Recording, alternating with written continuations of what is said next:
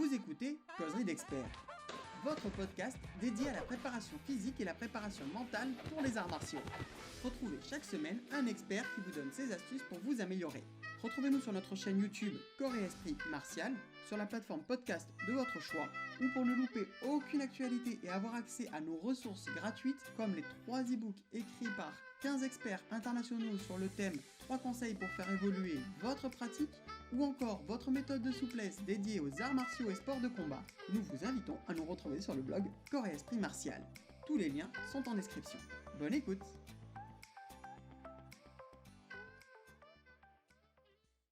Bonjour à tous et bienvenue pour une nouvelle interview du blog Corps et Esprit Martial.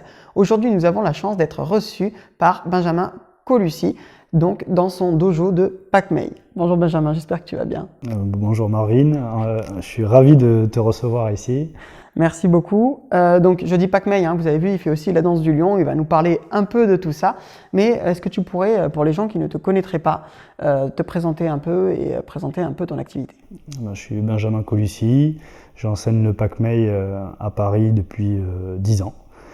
Et on fait aussi de la danse de lion pour le Nouvel An chinois et voilà, à peu près tout. C'est déjà pas mal. Donc tu as une pratique quand même qui est très large, très intéressante.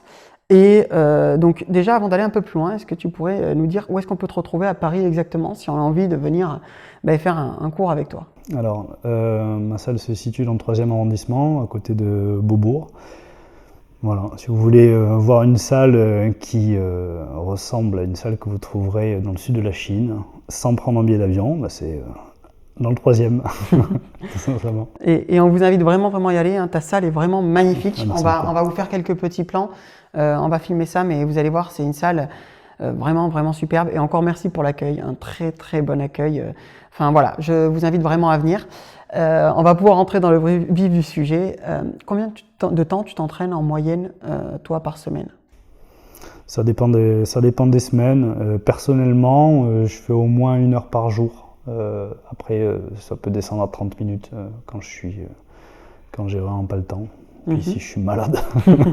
Parce que malheureusement, la discipline, c'est beau lorsqu'on l'écrit sur un bout de papier ou ce qu'on a envie de faire, mais arriver à le suivre au jour le jour, c'est quand même le plus compliqué. Donc voilà, c'est à peu près ce que je fais. Ça peut aller ça peut aller jusqu'à 2 entraînements par jour aussi.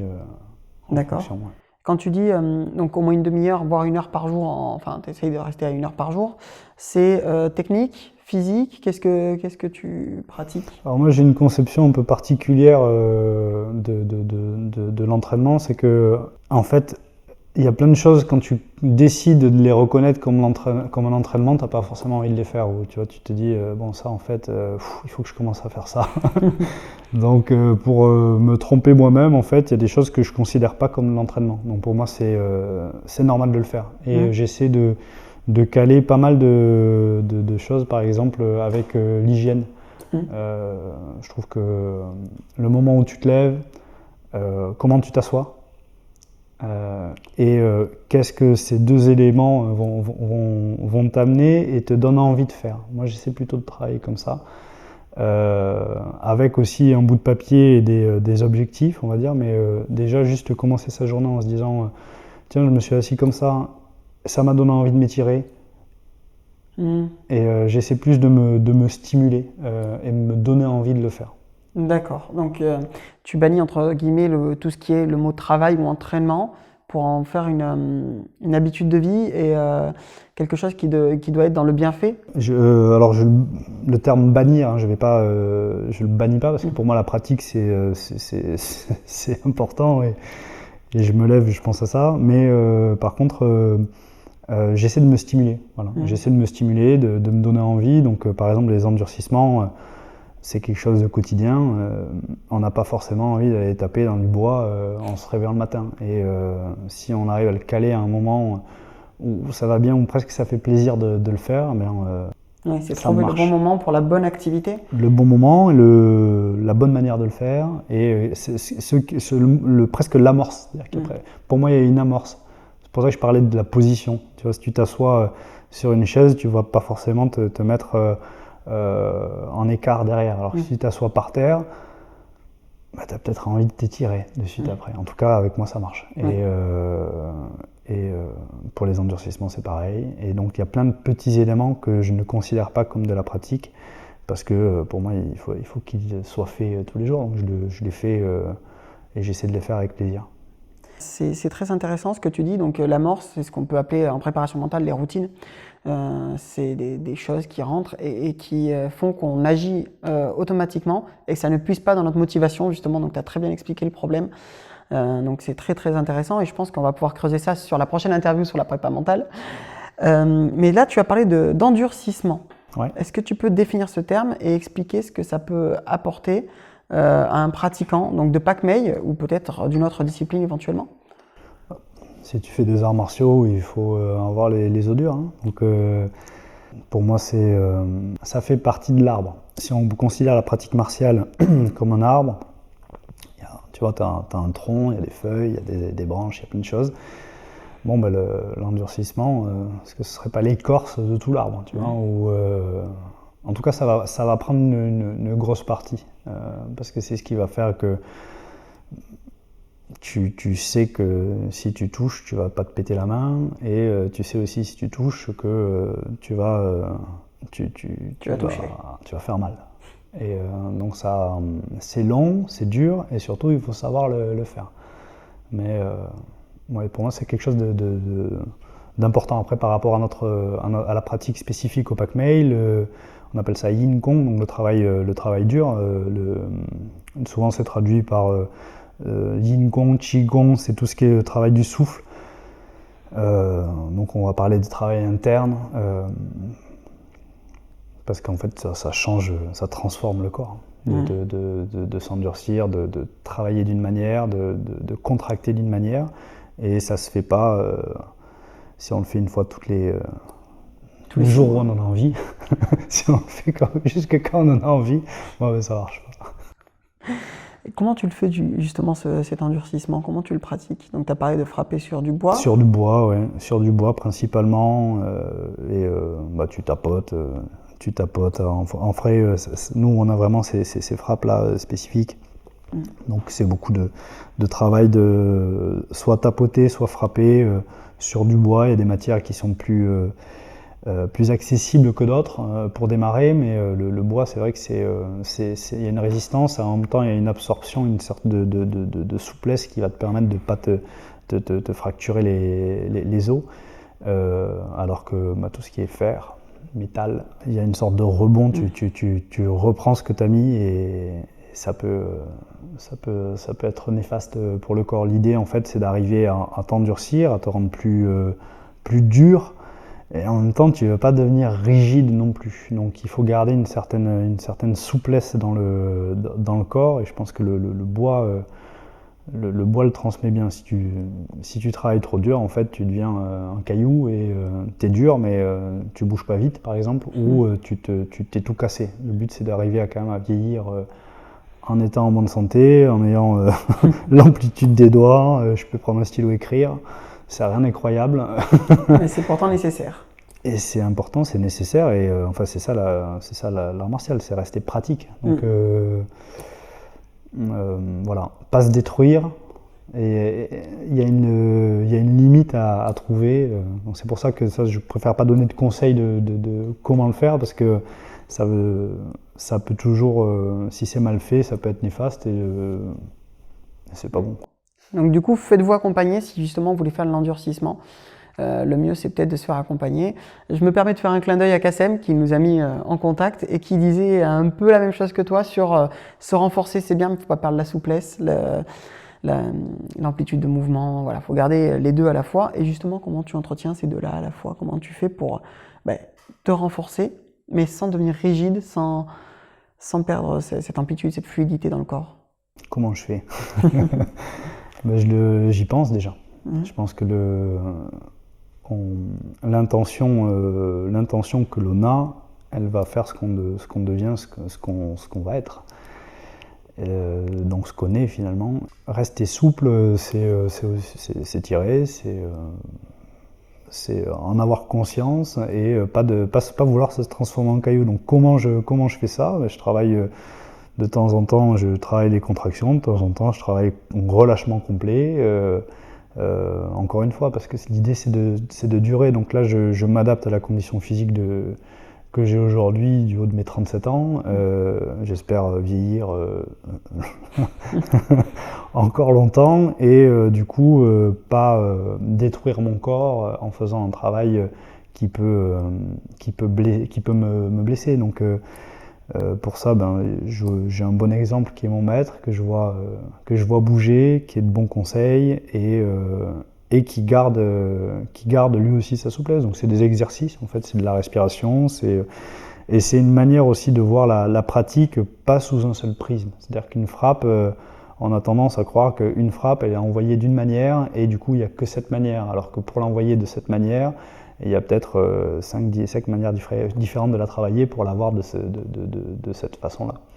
J'ai oublié de dire bonjour à Kassem, ou en tout cas, merci Kassem. Et c'est vrai que, en tout cas, on partage beaucoup de choses avec Kassem. Ça m'étonne pas qu'il y ait un lien, même si les pratiques peuvent être différentes. Le cœur est assez proche. Oui. Bon, souvent, on s'arrête sur ce qui différencie les pratiques, alors qu'il y a beaucoup plus de choses qui les rapprochent si on prend le temps. Bien sûr. C'est l'intention, en fait, souvent qu'il y a derrière, qui fait qu'on bouge d'une manière ou d'une autre. Et vu qu'on a on pense tous différemment, on ne met pas la même chose en exergue lorsqu'on pratique, ce qui est normal. Ouais. Tout à fait. Pour un pratiquant PACMEI, quelqu'un qui commencerait le PACMEI, quelle zone musculaire tu lui conseillerais de renforcer en premier? Tout ce qui est pectoraux, triceps, biceps et grand dorsal, donc voilà, un peu tout, quoi. Quelqu'un qui commence, il faut qu'il se mette en jambes, il faut qu'il connaisse son corps. En fait, il n'y a pas, c'est pas qu'il n'y a pas une bonne manière de commencer, mais en tout cas, il va falloir qu'il y ait des muscles là où on travaille et ils vont venir d'eux-mêmes. À force de faire les frappes, nous on fait beaucoup de frappes. Oui. Je pense qu'il faut avoir une vision d'ensemble en fait, du corps. Parler que de pectoral en fait, parce que je sais pas, on peut faire un cours de mécanique, de physiologie, mais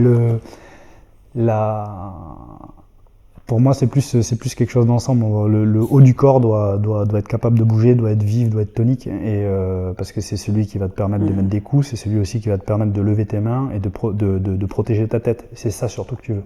Arriver à demander à ta main d'aller quelque part et qu'elle y aille le plus vite possible. Souvent, tu demandes à quelqu'un de bouger, il est mou.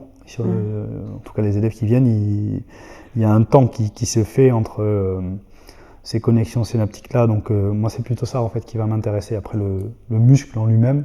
Est-ce que selon toi la prépa physique est nécessaire pour à un moment donné en PACMEI réussir à, alors on va pas utiliser le mot performer parce que c'est pas un mot qui pour moi colle à un esprit traditionnel, mais réussir à se développer et à avancer dans la discipline?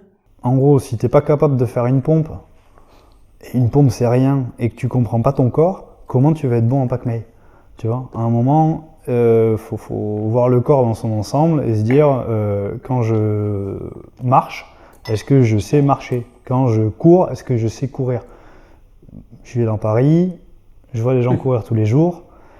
Je pense qu'il y en a bien 85% qui devraient se trouver un coach spécifique en course et qui, voilà, peut-être en une séance s'est corrigé, peut-être en 2, peut-être en 1000, je sais pas.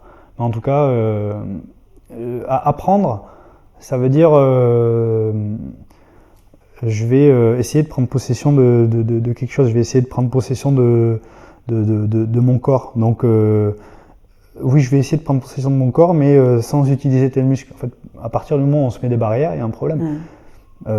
Effectivement, peut-être quelqu'un de plus âgé, et encore, je voyais une vidéo dernièrement de Lina, une Janine, je crois, qui donnait des cours, judo, la judoka de 85 ans, qui fait faire des roulades à des mamies de 60 ans, sans tapis. Et aujourd'hui, presque si on n'a pas les tapis de cascade ou les DIMA, là, les gens veulent plus faire de roulades. Voilà, moi je suis plutôt j'ai plutôt une vision du corps ou de préparation comme ça, on veut savoir tomber, avec des tapis c'est bien, est-ce que sur du béton, on y arrive? Parce que si on veut savoir tomber sur du béton ou sur du plancher, à un moment, il va falloir y passer. C'est pour ça qu'ici, j'ai pas mis de tatami, c'est pas une question de coup, c'est une question de, quand on tombe, moi je préfère que mes élèves, ils apprennent à tomber sur le sol que sur de la mousse. Voilà. Et enfant, même chose. Oui, après on s'habitue et il faut apprendre correctement. Il voilà. faut être accompagné par contre. Oui, du coup, tu apprends et après quand tu sais le faire sur le dur, la mousse, sans problème. Ouais. Et je trouve que c'est plus intéressant en fait de commencer par ce qui est difficile. Tu vois, la barre de traction, elle est là. Ça ne veut pas dire qu'il faut faire 1000 tractions pour pouvoir s'entraîner. Mais est-ce qu'on arrive déjà à soulever son corps? Parce que voilà, pour moi, parler d'arts martiaux, ça veut dire on a un potentiel de force, on sait ce que c'est la force, on sait ce que c'est la souplesse, et on le développe. Sans le développer, chacun ses pratiques. Voilà. Tout à fait. Merci pour ce retour. Alors, depuis tout à l'heure, il y a quand même un thème qui est sous-jacent et qui m'intéresse beaucoup, tu parles de la globalité du corps, la globalité de la zone. En Chine, il y a beaucoup de médecine holistique. Comment tu incorpores justement ce côté holistique, et est-ce que tu l'incorpores déjà, et comment tu l'incorpores dans ta pratique? On parle de ma pratique personnelle. Hein. Oui. Moi, la respiration, c'est tous les jours, les étirements, c'est tous les jours. Et pour moi, c'est pas de la pratique, ça, par exemple. Pour refaire un lien avec le début. Avec le début, quand j'ai 30 minutes de pratique, ça compte pas, en gros. C'est normal de le faire.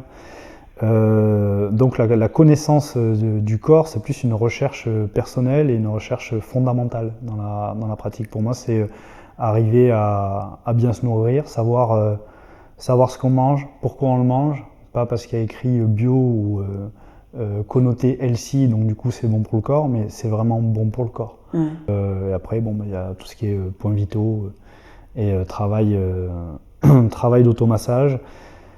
Je suis pas un expert de ça, mais j'en fais aussi. J'ai un frère d'armes qui est médecin, je me suis formé avec lui, et je trouve que c'est indissociable de la pratique et de la connaissance du corps. On parle du corps dans son ensemble, donc comprendre comment les Chinois voient le corps, c'est important, savoir comment l'énergie circule, pourquoi elle circule, les zones ouvertes, fermées, chaud, froid, enfin des concepts qui sont assez basiques, mais si on commence à les connaître, on se comprend mieux, on se connaît mieux. Et est-ce que c'est pas ça finalement la recherche de l'art martial?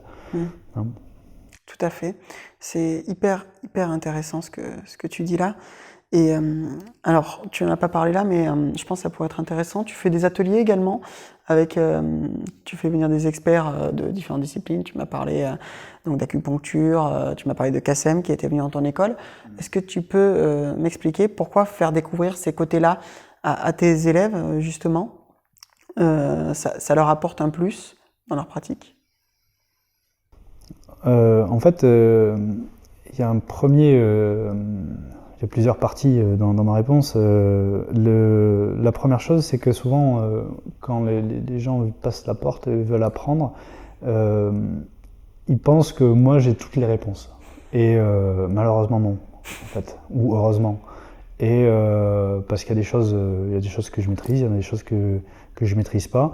Et quand je souhaite apprendre quelque chose, je parlais de mon frère d'armes qui est médecin, je préfère moi-même l'apprendre avec quelqu'un qui a une connaissance véritable. Et je sais que mon maître connaît beaucoup de choses sur le corps, mais c'est lui-même qui m'a aiguillé vers quelqu'un qui, pour lui, connaît mieux. Et je trouve que c'est une démarche saine, en fait, de montrer ça aussi. De dire, je connais un peu. Par contre, madame, elle connaît, c'est sa vie. Elle se réveille le matin, elle soigne des gens. Moi, je me réveille le matin, je ne soigne pas des gens. Donc, je préfère que ce soit quelqu'un comme ça qui vienne expliquer. Je trouve que ça va être plus passionnant, ça va peut-être aller plus en profondeur et surtout, elle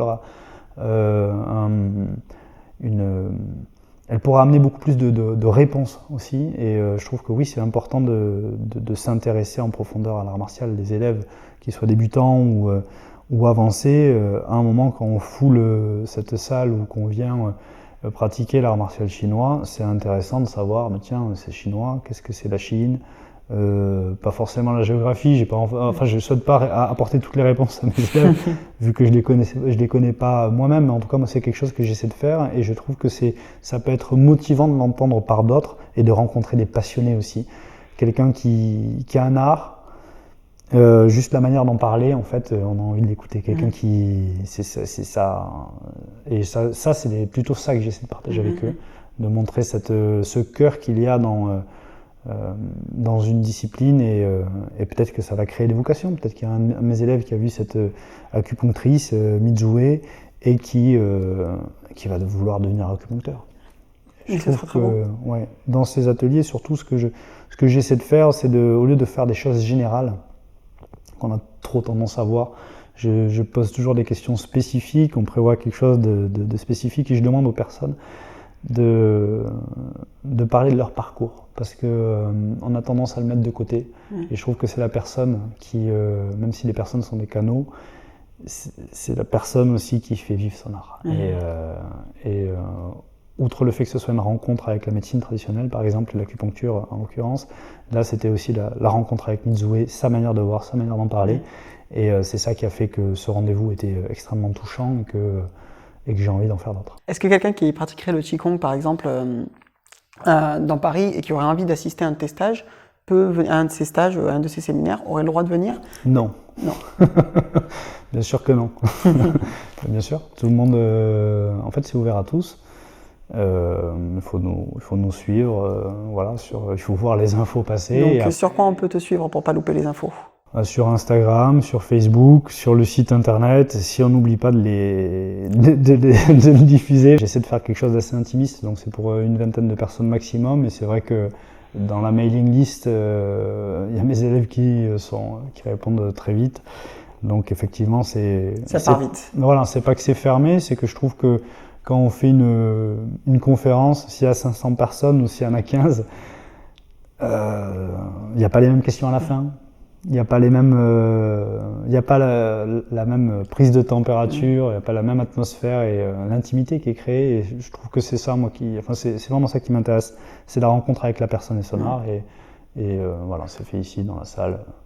Et j'espère qu'on va pouvoir reprendre très bientôt, parce que là, il y a une petite pause.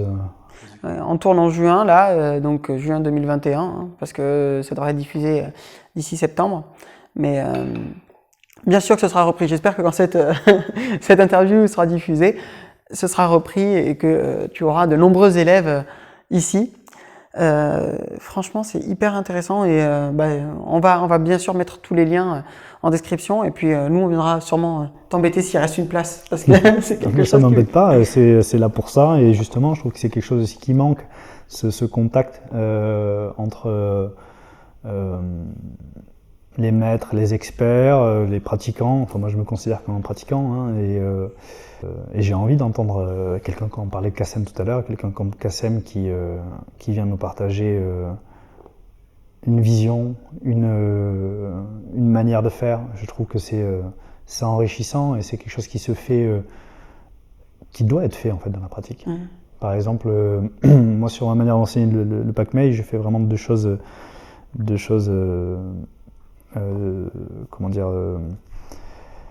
Je sépare deux choses. J'enseigne le Pak-Mei authentique, j'enseigne le Pak-Mei qu'on m'a appris, j'essaie de l'enseigner comme on me l'a appris.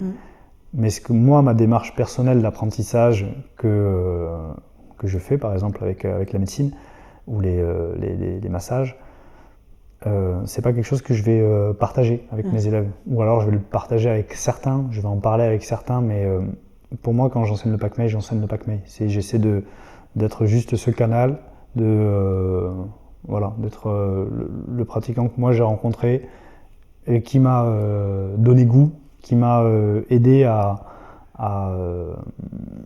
progresser, mais sans mettre du Benjamin. Et c'est pas évident, cette dissociation que tu dois faire? Comment tu fais pour éviter de mettre du Benjamin? Parce qu'il y a bien un moment où tu vas pratiquer avec tes élèves, où tu vas échanger avec eux, et il y a du Benjamin dedans. Oui, il y a toujours du Benjamin, mais il y a du Benjamin parce que c'est ma manière de parler, il y a du Benjamin parce que c'est ma manière de le faire vivre. Ce que je veux dire, c'est ce que moi j'en retire, ce que moi j'en apprends, j'essaie et je le précise à chaque fois. Ça, c'est mon explication de cette technique. D'accord. Il y a le jeu là. Ça, c'est comme ça. C'est pour ça que par exemple, une forme comme les 10 principes, on me l'a appris comme ça, Lao Tzu Long la faisait comme ça, et avant Lao Tzu Long, c'était comme ça aussi.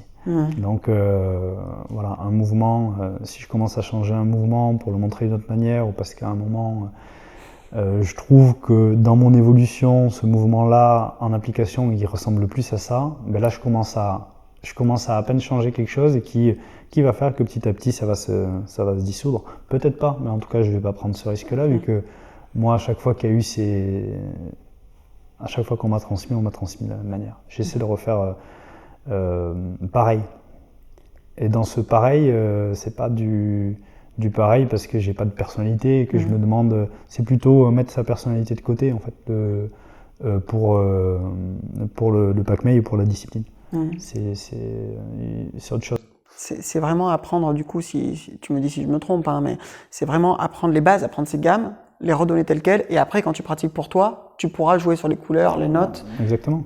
C'est exactement ça. C'est-à-dire que si moi je te montre le tenant, les aboutissants, tout, à quel moment toi, en fait, tu vas essayer de les déduire. Je fais tout pour toi, en fait. Donc je deviens le moteur de ta pratique, et en devenant le moteur de ta pratique, je te rends complètement dépendant de moi. Moi, c'est vraiment quelque chose que j'essaie de ne pas faire, ça. Je ne suis pas un coach. Je te coache pas. Tu as envie de t'entraîner, tu as envie de t'entraîner à 20%. Tu fais comme tu veux. Je vais te le dire, que tu es à 20%. Ou on va te le dire, parce que j'ai mon équipe d'instructeurs aussi, mais voilà, j'essaie de vraiment faire une différence. Pour moi, le pratiquant doit savoir pourquoi il vient. Et ça doit se renforcer aussi au fil du temps, et c'est lui qui a envie, c'est pas moi qui ai envie. Je suis pas un sportif, on a tu parlais de performance tout à l'heure, on a une performance au week-end, donc on va s'entraîner de telle manière et tout le monde doit être bon, et c'est pas moi qui veux qu'ils soient bons, c'est eux, ça c'est intrinsèque à la personne. Tu peux venir pendant 20 ans t'entraîner, si t'es pas bon, c'est ton problème.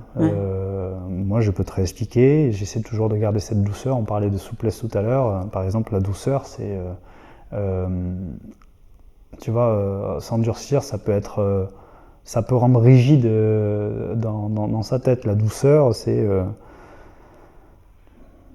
l'enseignement ça doit être doux, l'enseignement ça doit être naturel.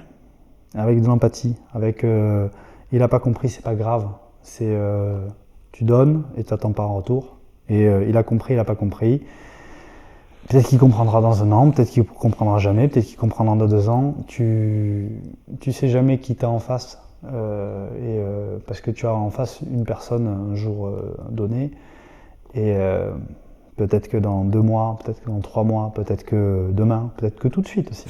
Donc si toi en fait tu fais pas ce qu'il y a à faire, qu'est-ce que tu fais là à essayer de partager cet art. C'est pour ça que si c'est Benjamin qui prend trop cette place, on en parlait tout à l'heure en off là, mais tu penses que les autres sont comme toi, et je pense que c'est une grande erreur.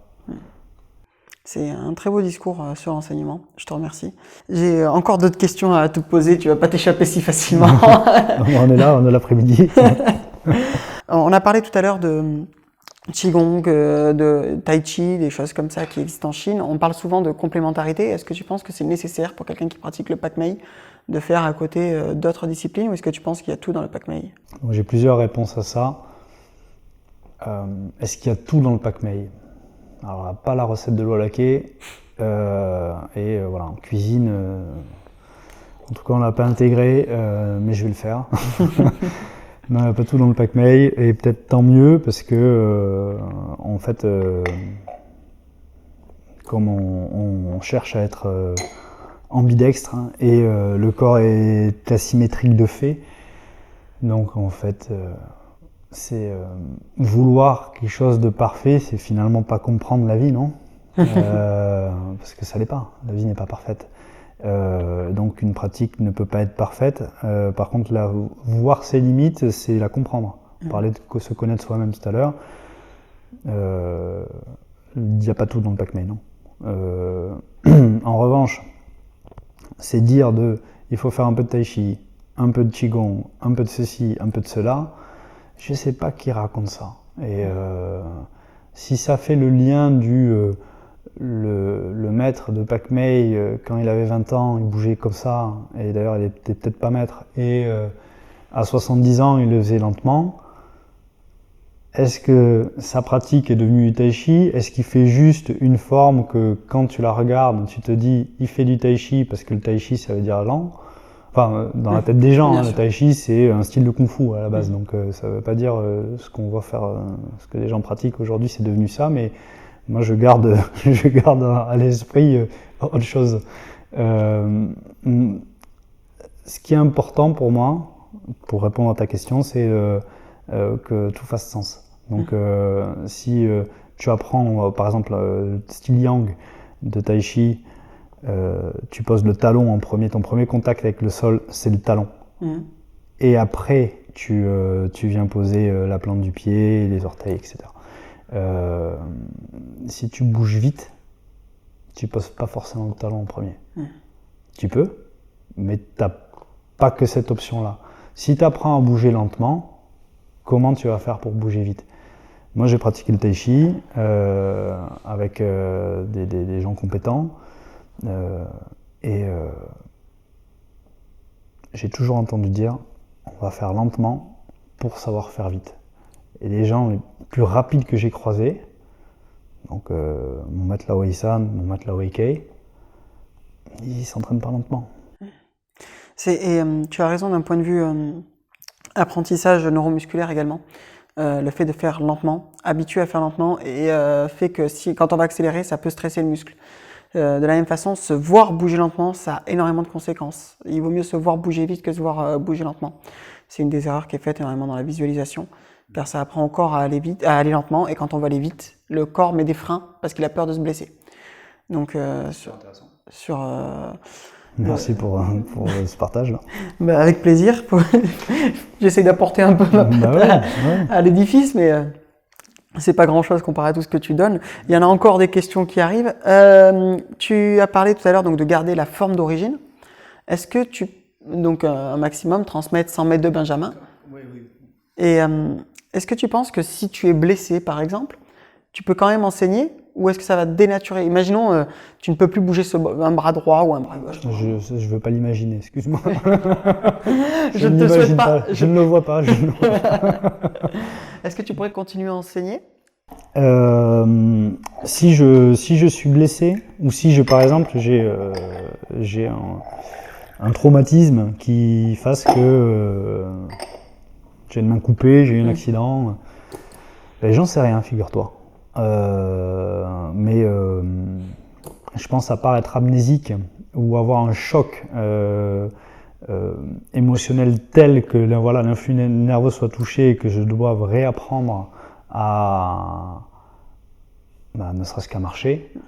Je pense qu'une main coupée, ça ne va pas changer ma manière de concevoir le corps et ce que j'ai réussi à développer aujourd'hui. Donc je vais devoir l'adapter à ma vie et mes élèves comprendront avec une main coupée que forcément j'ai la main gauche, je vais pas pouvoir, enfin si c'est la main gauche, je vais pas pouvoir la montrer. Enseigner, et c'est pour ça que la question est très intéressante, parce que c'est exactement ça qui est dangereux, c'est quand on regarde le maître, l'expert, le professeur, appelez-le comme vous voulez, et l'important c'est de savoir dans le cœur ce que ça veut dire, c'est tout. Lui il bouge d'une manière, la première manière de faire c'est le mimétisme, on essaie de faire pareil. Mais c'est dangereux de faire ça en fait. Parce que justement, s'il a des problèmes dans le corps, s'il se penche trop, s'il a mal au dos, s'il a un problème, je sais pas, à la cheville, au genou, n'importe où, à la hanche, il a une hanche plus basse que l'autre parce qu'il a un accident de voiture quand il était gosse. Il faut aller au-dessus de tout ça et comprendre. C'est pour ça que comprendre, c'est passer du temps. On pense, j'ai fait le lien là avec le rapport avec la personne, mais quand on connaît quelqu'un, il y a connaître et connaître, mais quand on connaît quelqu'un, qu'on passe du temps avec et qui nous montre aussi ses ombres, on va dire. ce qu'il ne montre pas aux autres, ses blessures du passé, ce qui fait qu'il est lui aujourd'hui. On va pouvoir comprendre en fait que ça c'est lui. Ça c'est ce que lui arrive à faire, mais en fait c'est pas dans la forme d'origine par exemple. Ou cette manière de faire, il l'adapte parce que son corps est meurtri et il doit faire en fonction. C'est pas partagé on va dire aux élèves lambda qui bonjour, merci et voilà, on ne sait même pas si on les revoit le lendemain ou la semaine prochaine. C'est avec voilà, des amis. Au final, il y a le terme de clan en Chine, hein, c'est parce que c'est les intimes. C'est une famille, ouais, c'est ça. Il y a beaucoup la notion de porte dans la transmission. Donc ce qui se passe à l'extérieur, ce qui se passe à l'intérieur, voilà, il y a des gens qui la voient que fermée cette porte. Et ça, c'est des notions très intéressantes. Donc, non, mais merci pour ta réponse, c'est enrichissant et très très très pertinent. Ça me fait beaucoup réfléchir, moi, en tant que jeune enseignant. Ça me fait me questionner sur ma place et le positionnement. Il faut rester jeune enseignant.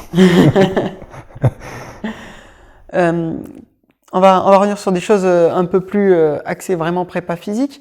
Quel est ton exercice préféré? Celui que tu aimes faire? J'en ai plein en fait. Mais t'as le droit d'en faire plus qu'un. J'ai le droit d'en faire plus qu'un. C'est réducteur. Hein. Oui.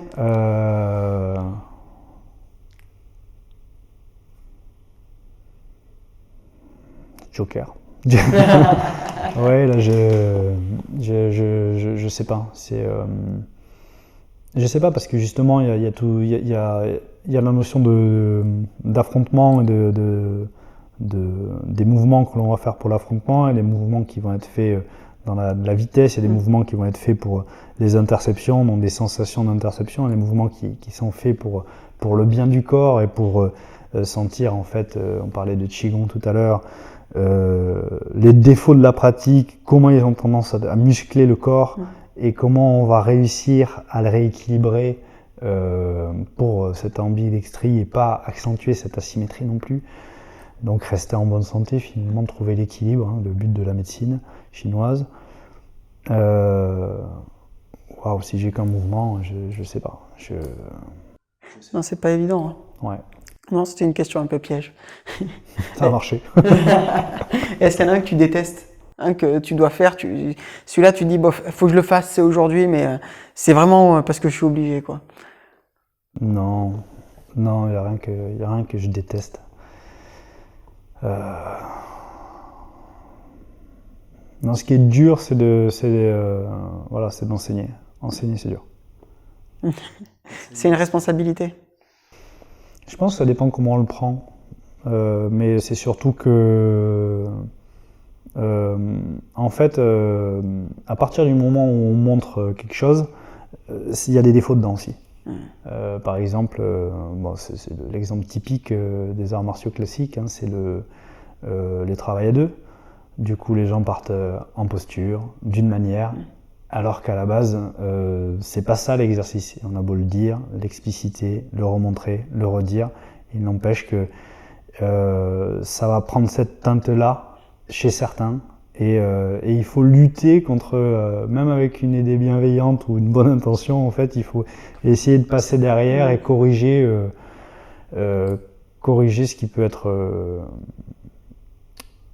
être mal compris, mal fait, et pas forcément avec une mauvaise intention. C'est faire la cuisine et puis faire la vaisselle derrière, en gros. Voilà, il y a tout à faire, et c'est beaucoup. Parce qu'il faut en prendre conscience de ça aussi, que dans cette... à partir du moment où il y a une trace, il y a une trace. Et les gens qui vont regarder la trace et vont dire « Ah, c'est ça ». Non, c'est une trace.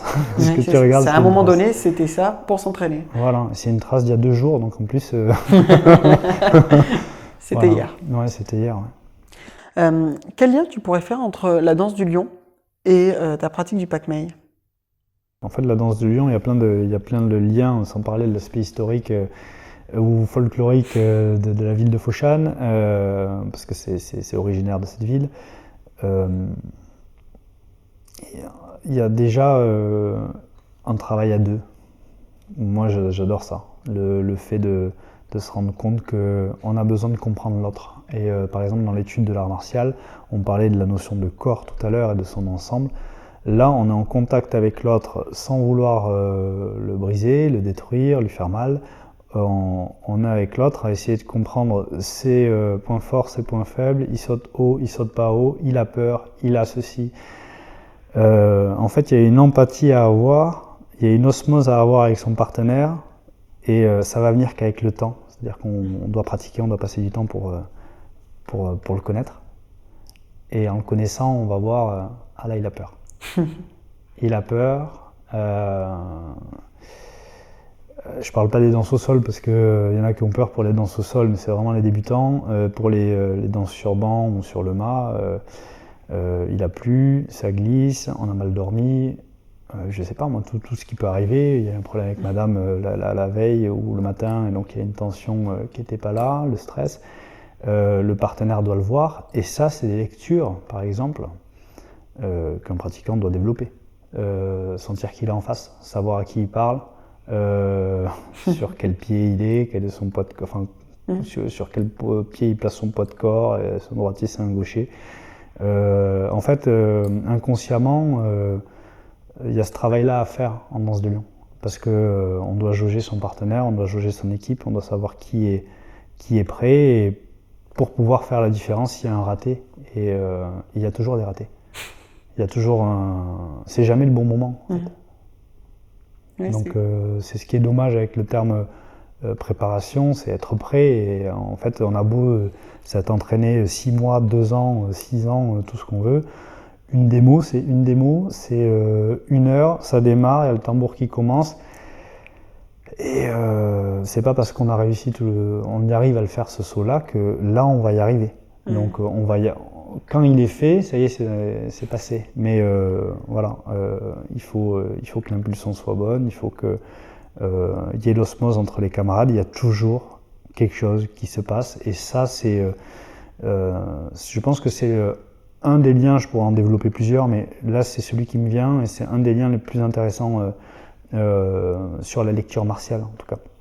Très intéressant. Tu donnes des cours de danse du lion à Paris ?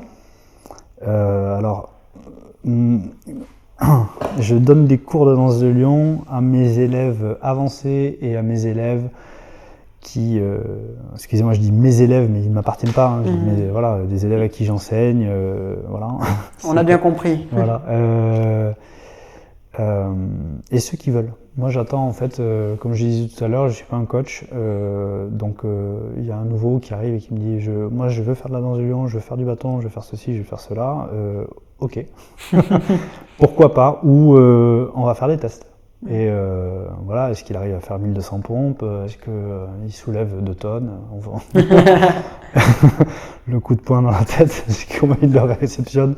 Non, je rigole. Mais quand je dis des tests, c'est juste voir aussi comment ça s'entend avec l'équipe. Parce qu'il y a une question d'osmose, comme tu le disais. Voilà, on s'entend bien. Et ça, il faut que ça reste là. Et ça doit être un moment de... C'est un entraînement pour moi, la danse de lion, où on s'amuse. Dans les arts martiaux, on oublie de s'amuser. Voilà, on est dans le... Et tu penses que c'est dommage? Tu penses que c'est quelque chose de dommageable, où il faudrait plus s'amuser dans les arts martiaux? Je pense que c'est important de s'amuser. Parce que quand on s'amuse, on oublie le danger.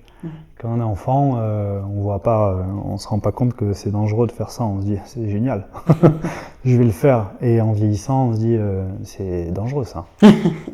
Et du coup, il y a une frontière entre les deux qui est intéressante. Mon maître, il parle de One Kung Fu. Il dit, c'est jouer le Kung Fu, comme on jouerait d'un instrument ou comme on jouerait, comme on s'amuserait. Et au début, je comprenais pas. Je me disais, mais c'est quelque chose de sérieux. Pourquoi jouer? Et il m'a fallu du temps pour comprendre ça. Ça fait référence à ce que je disais au départ. C'est sérieux, Et la discipline, c'est de la rigidité aussi. C'est se lever le matin et se dire, ok, je vais m'entraîner 4 heures, après je vais faire ça, après je vais faire ça, je vais faire un bisou à ma femme, après... elle va être longue la vie. S'amuser, c'est se dire, c'est génial, je vais faire 200 frappes là, et puis après, je vais faire ça, et c'est rester dans cet enthousiasme finalement. Quand je dis s'amuser avec la danse de lion, tous ceux qui s'entraînent avec moi, mon équipe, on a beau s'amuser et passer des bons moments, c'est extrêmement intense, ça fait mal, et c'est pour ça aussi que tout le monde ne rentre pas, parce que sinon on fait une équipe de danse de lion loisir, et une équipe de danse de lion loisir, ils font pas de saut-tête, parce que c'est compliqué de faire un saut-tête. Pour arriver à un niveau, il y a de l'entraînement et de la rigueur, et c'est quand même plus agréable de le faire en rigolant. C'est sûr. Voilà. Tu fais des représentations? Vous faites des représentations avec ton équipe? Ah ouais, en danse de lion, on a même fait des représentations en Chine, on a des contrats en Chine. On fait Où est-ce qu'on peut te voir en France, s'il y a des curieux? Alors c'est plus à Paris pour l'instant, on a fait à Orléans, on a fait quelques villes de province aussi, mais surtout normalement on a un contrat au Shangri-La, chaque année pour le Nouvel An chinois, le musée Guimet, le Chinese Business Club, ou l'anniversaire de l'école, l'anniversaire de l'école qui est en décembre, où on fait toujours une démonstration devant la salle. Donc, Allez-y, franchement, je pense que vous allez passer un très bon moment. De toute façon, on vous met tous les liens. Ne vous inquiétez pas, vous ne pourrez pas le louper s'il n'oublie pas de le mettre sur les réseaux sociaux. Est-ce qu'il y a un conseil que tu voudrais donner aux débutants? De ne pas trop se poser de questions. Je pense que aujourd'hui, c'est l'heure de je regarde YouTube, je regarde telle personne, leur avis. Et ça nous fait pas nous lever le matin pour s'entraîner.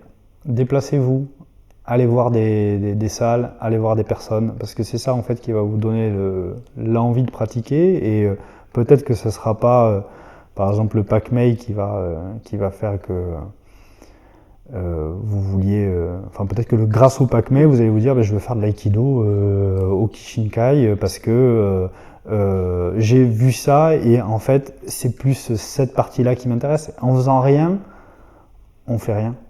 Et je crois qu'il faut commencer à se lever, à aller quelque part et à y croire. Si on se donne 20%, on se donne à 20% partout. Et donc un débutant, allez-y. De toute manière, vous allez savoir qu'après si c'est une erreur ou pas. C'est un peu comme une histoire d'amour. On ne peut pas savoir comment elle se termine. Est-ce qu'elle se termine? Comment elle commence? Déjà, on va arrêter de penser à tout ça. On va juste vivre le moment et profiter. Et puis on verra. Mais merci pour ce conseil. Très très beau conseil. Il y a une question que tu aurais voulu que je te pose sur tout ce qui est rapport à la préparation physique, ou pas du tout? Quelque chose que tu voudrais aborder? En fait, ça paraît très scindé, je regardais tes interviews et j'aime beaucoup.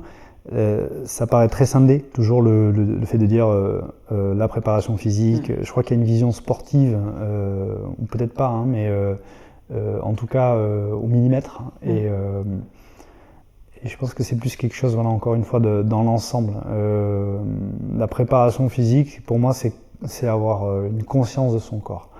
Et arriver à être puissant, arriver à être fort et le faire, que ce soit pas juste des jolies théories que personne ne pratique en fait.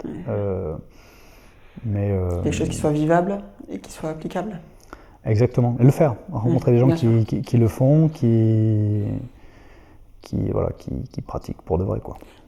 On a fait le choix de scinder les interviews et même les vidéos, mais justement dans l'idée de montrer que tout était lié, mais pour pouvoir étudier chaque point et donner à l'expert la possibilité de parler en détail, comme tu le disais tout à l'heure, quand on fait venir sur un angle d'attaque pour qu'on ait de quoi creuser un peu.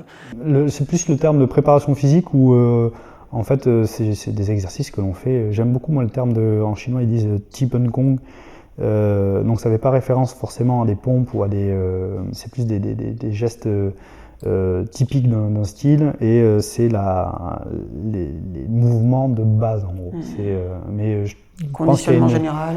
Il y a une mauvaise lecture, c'est le mouvement racine, c'est la base dans le sens de la fondation, de ce qui c'est pas simple. C'est que c'est ces mouvements-là en fait, répétés des milliers de fois, qui vont faire monter le plus haut niveau parce que la compréhension change au fil du temps et on a une nouvelle lecture à chaque fois. Et il y a des éléments aussi, des pratiques de renforcement, de conditionnement. Je pense que c'est plus conditionnement. Tu vois le terme plutôt que préparation physique. Il y a un conditionnement qui va t'amener à mieux comprendre ce que tu fais et en même temps, voilà, il ne faut pas que ça t'enferme non plus, il ne faut pas que ça te blesse. Enfin, vu qu'on se prépare pas pour, on se prépare pas pour un jour J, la préparation physique, je trouve que ça correspond peut-être moins. En danse de Lyon, on se prépare pour une démonstration. Il y a tu vois. J'entends, il y a cette date et il y a oui. Et est-ce que toi, de ton côté, il y a une question que tu aurais voulu me poser sur la préparation physique? Je veux te reposer la question que tu m'as posée. C'est que s'il y a un mouvement, si tu peux choisir qu'un seul mouvement dans ta pratique. Est-ce que tu as cette réponse? Parce que honnêtement, depuis tout à l'heure, même tu me poses d'autres questions. Tu réfléchis, ça tourne? Oui, je me dis, tiens, mais en fait, j'ai pas envie d'y répondre aussi, tu vois. je suis exactement pareil, j'ai pas de réponse. Ça dépend des jours, ça dépend de mon envie. Mais s'il y avait qu'une chose, je pense, aujourd'hui, que je pourrais faire s'il y avait plus qu'une chose, ce serait de la marche. Ce serait la marche, parce que c'est à la base de toute préparation physique, c'est cardiovasculaire, c'est musculaire, ça permet d'aller s'entraîner n'importe où. Ça peut être fait à tous les âges et je pense que c'est à la base de la condition physique. La marche, le fait de se déplacer, donc si je devais en garder qu'un, ce serait la marche. Je vais quand même pas m'engager, mais ouais, c'est très bien exprimé, très bien. Et tu as le déplacement, ouais. Tu peux aller d'un point à l'autre. Ouais, c'est juste. Ça va, j'ai mis une bonne réponse. Bonne là. Bon, donc Benjamin, merci beaucoup. On touche à sa fin. C'était vraiment super. Vous inquiétez pas, il y a 3 autres interviews qui sont prévues et qui arrivent. Donc, on vous invite à vous abonner, à activer la petite clochette, surtout à rejoindre Benjamin sur les réseaux sociaux. On vous a mis tous les liens juste en dessous. On vous dit à très vite. Tchou bye! Merci d'avoir écouté Causerie d'experts, votre podcast proposé par le blog Corps et Esprit Martial. N'oubliez pas que si l'on crée le contenu, c'est vous qui le faites vivre.